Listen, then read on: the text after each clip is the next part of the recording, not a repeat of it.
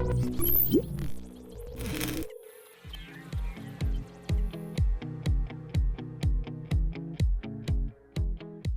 cresci com a minha mãe dizendo que o único caminho que ela poderia me dar é uma educação.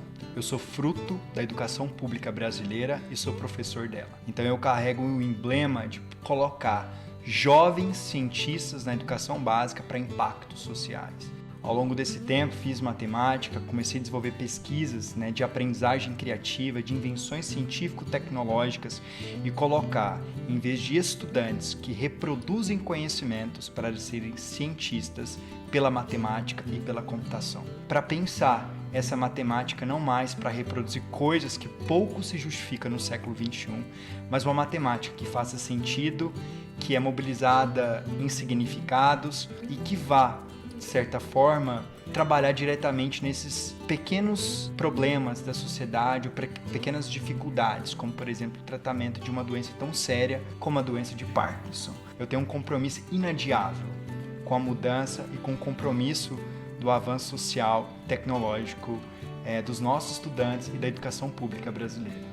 Nosso projeto ele nasce de uma necessidade para colocar essa matemática à altura do seu tempo, onde os estudantes possam pensar matematicamente, levantar hipóteses, muito mais do que repetir informações que pouco vão contribuir para essa logicidade, para essa cientificidade dentro do contexto escolar.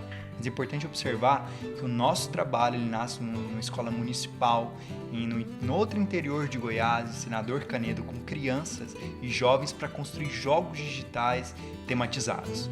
Nós tínhamos, por exemplo, mais de 60 estudantes de um espaço muito pequeno, nem computador sequer nós tínhamos lá. Então, quando nós pensamos em inovação, não importa a linguagem de programação que você utiliza, nem tampouco os computadores mais modernos, mas importa o que você pode fazer com essa tecnologia que nós dispomos atualmente.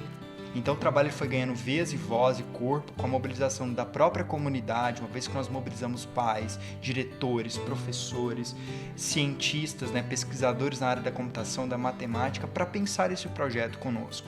Hoje os estudantes trabalham, por exemplo, com materiais de baixo custo, sucatas, garrafas PETs, sabe aquela roda de bicicleta? Então a gente utiliza aquilo lá do lixão, trazemos para a sala de aula, vira um próprio motor que a gente conecta com placas robóticas como Microbit, Make, Arduino, e através dessas inspirações que ali ocorrem, materiais que seriam possivelmente descartados, a gente começa a pensar como isso poderia servir para os movimentos estratégicos dos quais os profissionais do hospital têm nos solicitado, têm nos orientado a seguir. A inovação e a tecnologia elas andam de mãos dadas nesse processo, mas é mais do que isso. A gente trabalha diretamente com a realidade do qual nós dispomos. Isso é um grande benefício. A escola é um espaço gerador para essas discussões, para essas reflexões, para esses impactos sociais. Hoje é o Parkinson, mas amanhã pode ser, por exemplo, o Alzheimer, o tratamento da doença de câncer, ou até mesmo crianças com autismo, e a escola pode desenvolver invenções incríveis, porque os nossos estudantes são capazes, quanto encorajados, quanto incentivados e quanto apoiados em suas ideias na sala de aula. Se eu pudesse fazer uma viagem no tempo, certamente eu gostaria de me conectar com o Grayton de 13 anos de idade, porque foi esse Grayton que decidiu dentro de uma sala de matemática que ele se tornaria possivelmente um matemático. E se eu pudesse falar uma palavra, valeu a pena. Valeu a pena cada esforço, cada dedicação, milhares e milhares de horas ao longo desse tempo. Continue no caminho, continue sonhando, continue colocando a bandeira da educação pública como referência, porque ela tem mudado a sua vida e ela pode alcançar mais pessoas com essa mensagem que você tem carregado ao longo desse tempo.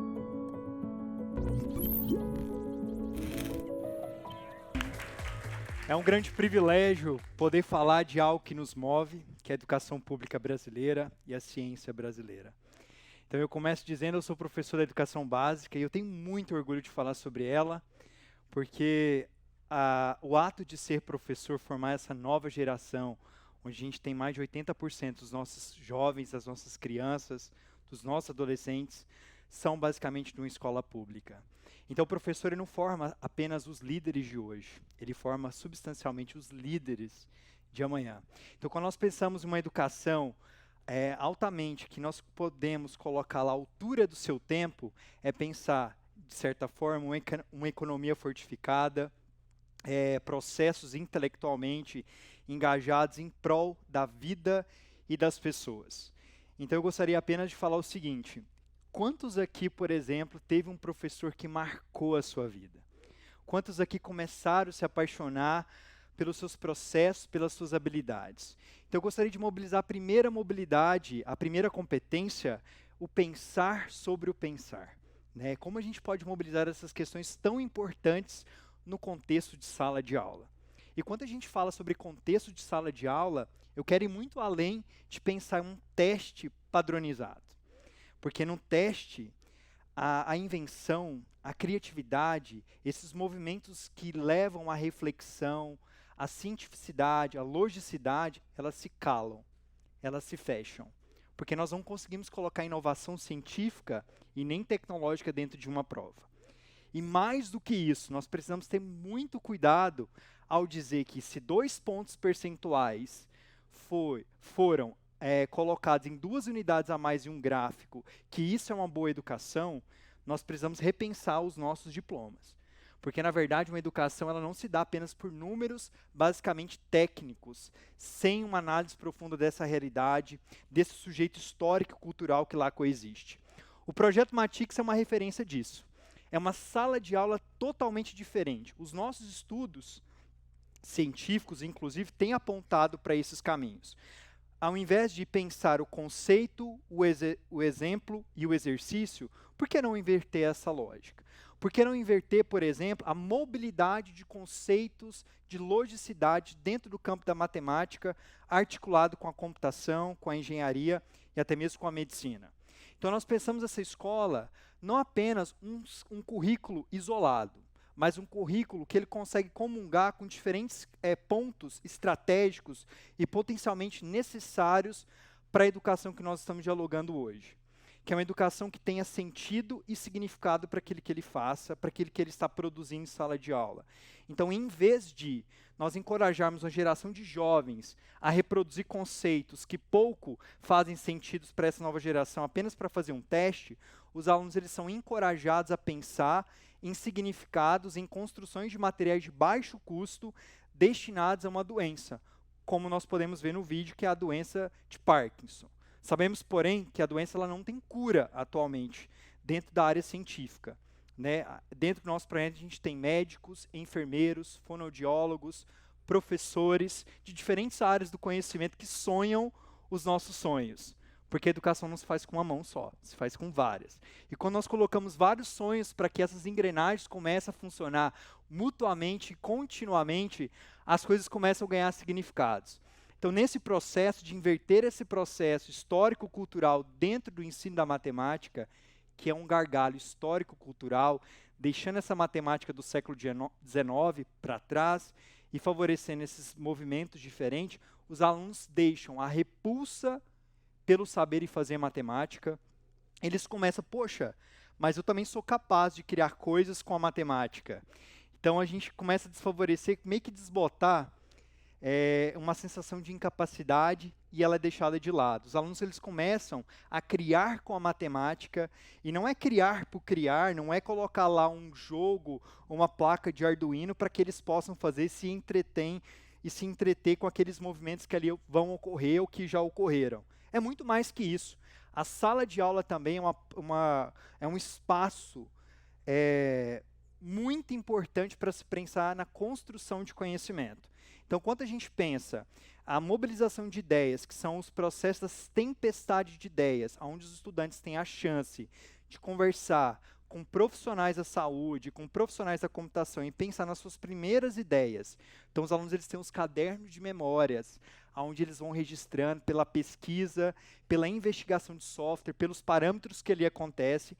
Então, ali, nesse processo de invenção, de criação e de diálogo, a gente começa a pensar nos primeiros protótipos.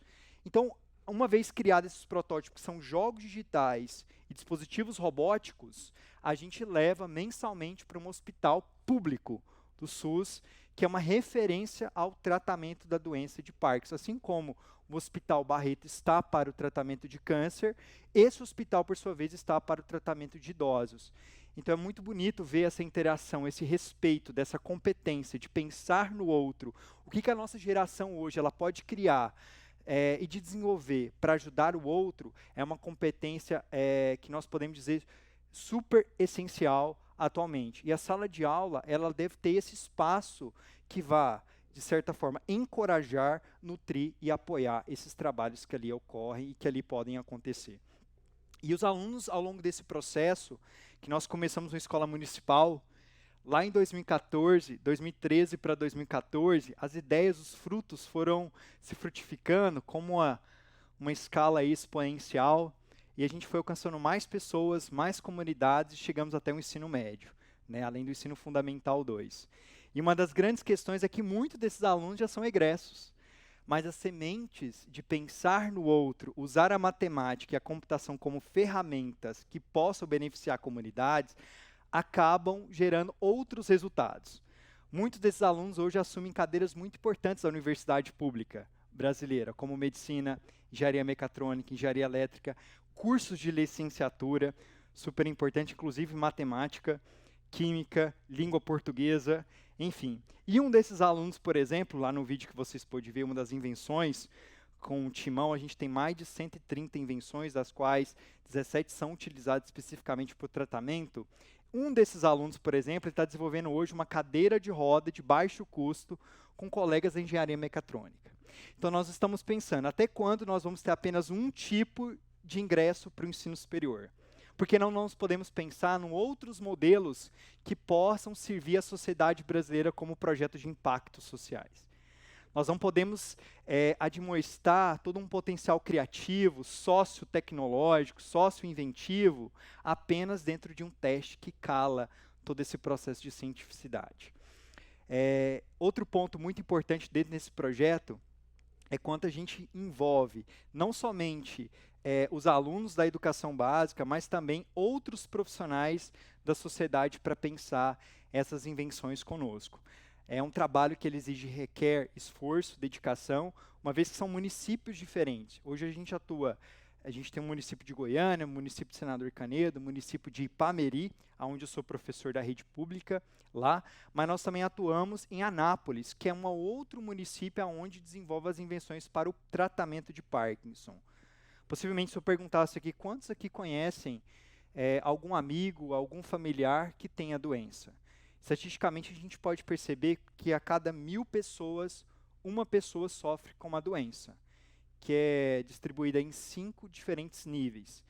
A grande questão dos nossos resultados científicos é que essa doença ela não tem cura, mas com as invenções dos nossos jovens, dos nossos adolescentes, porque a gente tem jovens de 13 até 17 anos no ensino médio que desenvolve para o retardamento dessa doença, como o nível 3, para que a mão que mexe.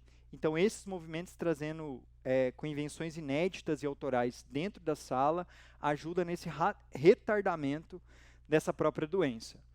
Então, a nossa questão hoje, basicamente, a nossa realidade circunscreve, basicamente, esses elementos que ali se corroboram e mutuamente se fortalecem. Mas pode ser que outras realidades se inspirem em projetos de impacto que ajudem outras comunidades, outros problemas. Então, uma outra competência que nós podemos ver hoje no mundo digital é não somente identificar problemas, mas é propor soluções para resolvê-los. É uma competência muito mais forte do que simplesmente substituir um x numa equação de segundo grau. Quando os alunos estudam, basicamente, em específico, o conhecimento de matemática, seja geométrico, trigonométrico, algébrico, os alunos eles começam a correlacionar dentro da construção de jogos, de um ambiente onde os alunos eles assumem essa posição de cientistas em vez de reprodutores de conhecimento. Mas como nós podemos fazer isso? Como nós fazemos? Muitas vezes a gente escuta o que nós podemos melhorar a educação, mas como a gente tem começado esse processo? Que a gente mobiliza um problema aberto e nós começamos a testar isso no software e a construir essas narrativas dos jogos digitais. No segundo momento, a gente tem esse processo da construção desses próprios dispositivos robóticos. E ao fim desse tempo, os alunos vão e interagem justamente com esses idosos.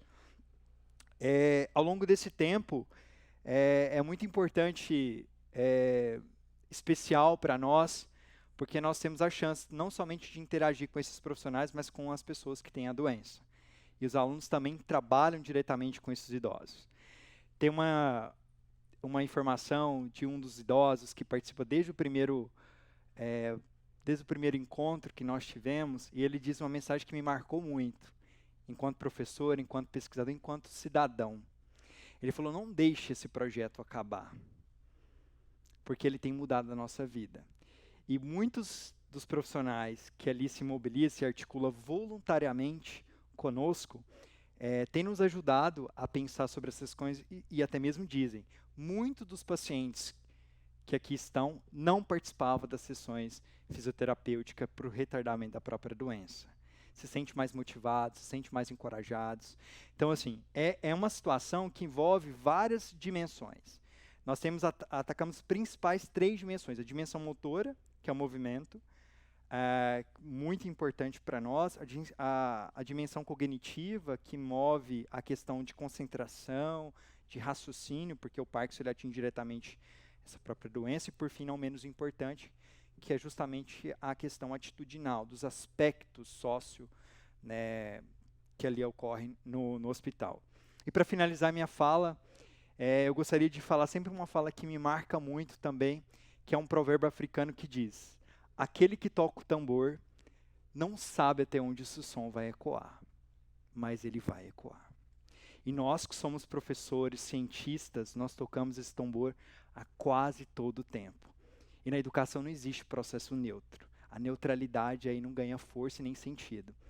Então é nesse movimento. A matemática, sim, muito diferente daquela matemática que gera repulsa pelo saber, pelo pensar, que muitas vezes atrapalha justamente essa questão do encorajamento, da motivação de estar ali. Então esse é o movimento de trazer a pedagogia do projeto, de problemas sociais e utilizar a matemática como pano de fundo para esses processos que vão acontecer e que continuam acontecendo na sala de aula. Mais importante ainda, a nossa escola, pessoal, não é apenas um lugar para fazer ou para aprender conteúdos. É também um diálogo vivo entre escola e universidade. Nós precisamos, sim, colocar uma formação do ensino médio, também uma formação acadêmica, porque nós podemos angariar, nutrir e valorizar muitas ideias que os nossos jovens têm para nos oferecer e têm para impactar diferentes realidades. Muito obrigado, pessoal. Foi um grande privilégio estar aqui com todos vocês.